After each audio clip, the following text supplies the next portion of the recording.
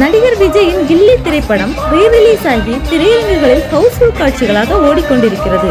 வசூலிலும் பட்டையை கிளப்பி வருகிறது. சிறு குழந்தைகள் முதல் பெரியவர்கள் வரை தியேட்டரில் வந்து நடனமாடி கொண்டாடி வருகின்றனர்.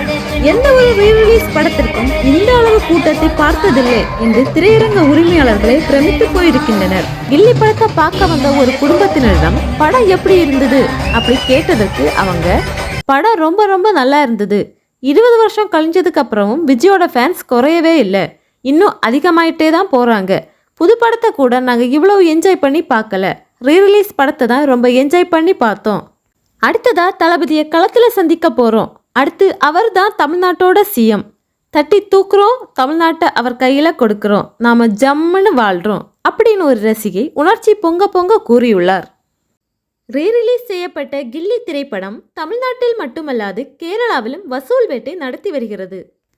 இதனை குறித்து கில்லி திரைப்படத்தின் கேரளா டிஸ்ட்ரிபியூட்டர் கூறியிருப்பதாவது, கேரளாவில் கில்லி படம் இவ்வளோ வசூல் பண்ணுறது எல்லாம் ஒரு மேஜிக் தான்.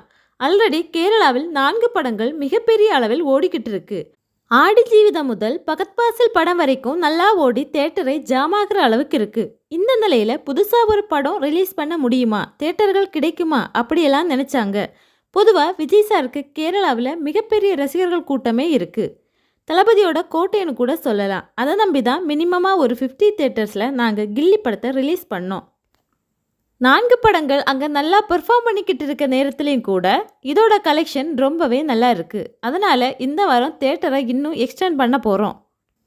கேரளாவில் மட்டும் இதுவரை 50 லட்சம் வசூல் வெட்டு நடத்தி உள்ளது விஜயின் கில்லி திரைப்படம் என்று அவர் தெரிவித்துள்ளார்.